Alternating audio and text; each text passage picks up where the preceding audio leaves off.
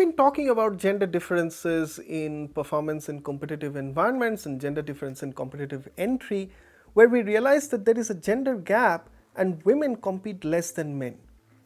Is there a gender gap in favor of women? Turns out there is a gender gap in favor of women for an outcome which is not necessarily good. Let's first introduce to you the idea of promotability of a task. So what is promotability of a task? Promotability of a task refers to the degree to which a task performance influences evaluation and promotion. Non-promotable tasks particularly are those which needs to be taken care of in an organization but does not necessarily lead to career advancement. Can you think of some examples of non-promotable tasks? 15 seconds. So what would be some examples of non-promotable task?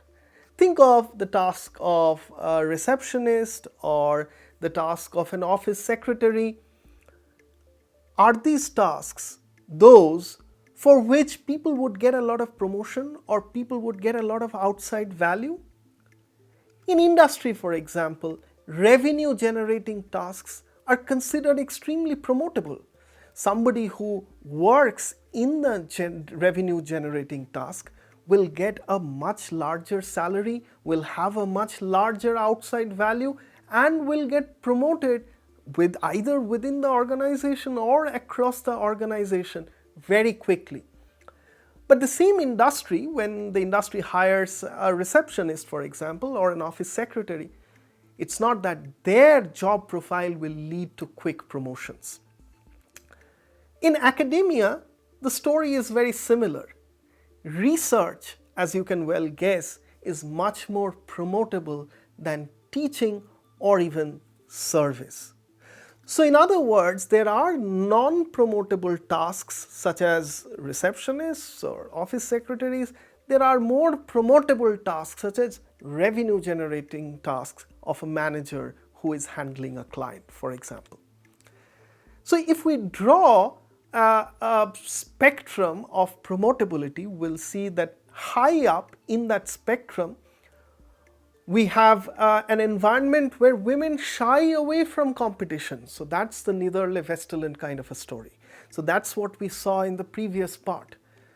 But lower down in the pecking order of promotability, we have an environment where women are more likely to volunteer for low promotability tasks. Now, think of a receptionist. So what comes to your mind? Who sits in the reception? Does a man sit in the reception or does a woman sit in the reception?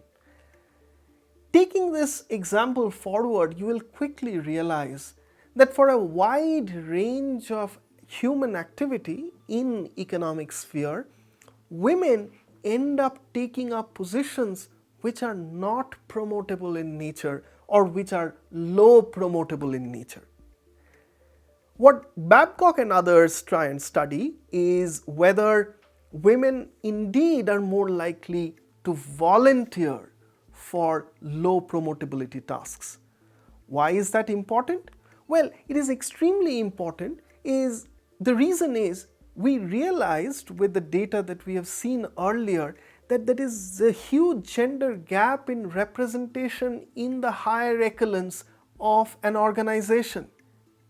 There is a large gender gap in representation, there is a gender gap in wage, particularly in the higher end of the spectrum. Now, we know that women don't like to compete in the presence of men, but do they volunteer more for low promotability tasks, for tasks which are not really promotable? That is another way to explain why that gender gap at the higher end of the spectrum may be extremely persistent. Maybe they end up preferring or joining jobs which are not promotable in nature, for example, that of a receptionist or an office secretary. In order to study this problem, Babcock and others, they design a very simple experiment. This experiment again has groups of 3 members each, and each person in the group can decide whether to invest in a 2-minute task or not. No one in a group invests, then each gets $1. And if one person invests, then the investor gets $1.25 and the non-investor gets $2. Let me explain to you the payment scheme while keeping in mind the following example. Think about being in an office environment. In an office, you have been asked, in an office, a picnic will have to be organized. Now, everyone wants to go to the picnic. There is a lot of fun, there is music and play and interaction, informal interactions, which is very helpful. Everyone wants to join a picnic. However, does everyone want to organize a picnic? Does organizing a picnic lead to an increase in the annual bonus or chances of promotion? The answer is no. Everyone wants to go to the picnic, but no one necessarily wants to volunteer and join the organizing committee of the picnic. What this incentive structure is doing, it's trying to pick up the similar incentive that you would see in the example. If no one invests, that if no one agrees to volunteer for organizing the picnic, then life goes on as usual. Nobody gets the benefit of going to the picnic. So each individual earns about $1. Nobody has volunteered, nobody has invested. If one person invests, that is, if one person says that I will spend my time and organizing the picnic, the investor gets $1.25, which is slightly more than $1, but those who did not invest ends up getting $2. So what does it mean? Think about the person who did not volunteer for organizing the picnic but gets to enjoy the picnic. He or she surely gets a utility or value much more than the person who has organized the picnic. Now, the person who has organized the picnic also gets some additional value. She does like to go to the picnic. She does like to escape the everyday drudgery that the job entails. But those who did not volunteer for the picnic ends up getting much more.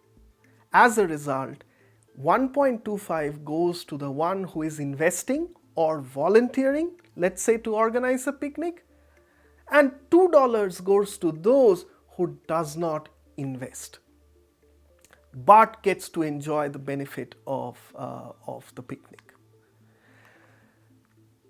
With this structure, the main objective of the research is to figure out who invests, who does not, over a period of 10 rounds. And what do we see? This is the result, and it's fascinating. The results show that there is a significant gender gap between men and women so far as volunteering for such tasks are concerned.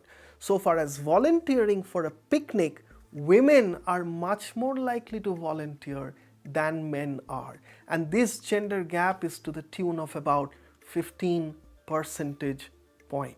But notice, this is in the mixed gender. Now, one way in which you can explain why this gender gap exists is to say, well, women prefer to volunteer for such tasks. There is a part of altruism in their utility function which they care about. They care about volunteering, they care about taking care of other people.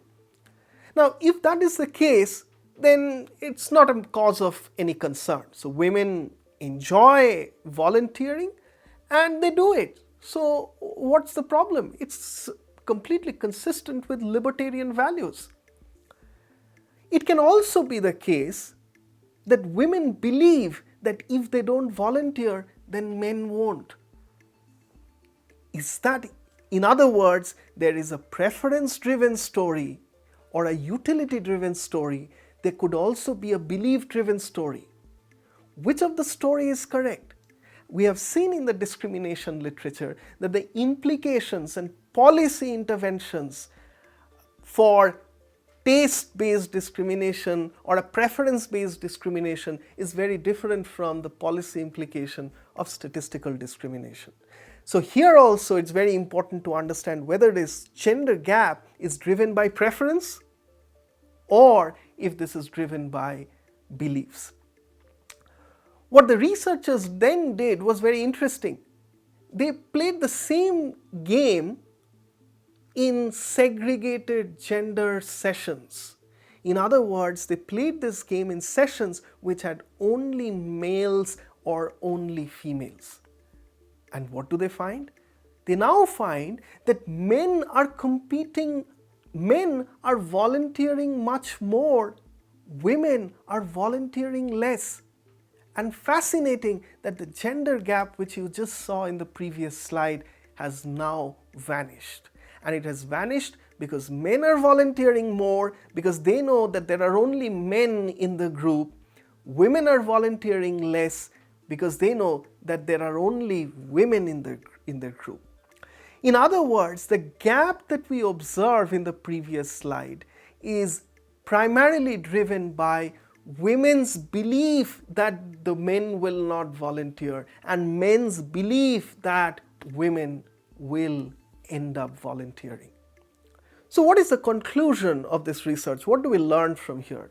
What we learn from here is there is not only a difference in competitiveness at higher echelons of an organization, women are more likely to volunteer for tasks which are low promotable in nature. They are more likely to volunteer for committee work, which will not necessarily lead to an increase in the bottom line of the firm. But these are all very important tasks. The task of a receptionist is extremely important. It needs to be taken care of. However, women are more likely to take up such tasks than men. Men are more likely to compete in the higher echelons of an organization.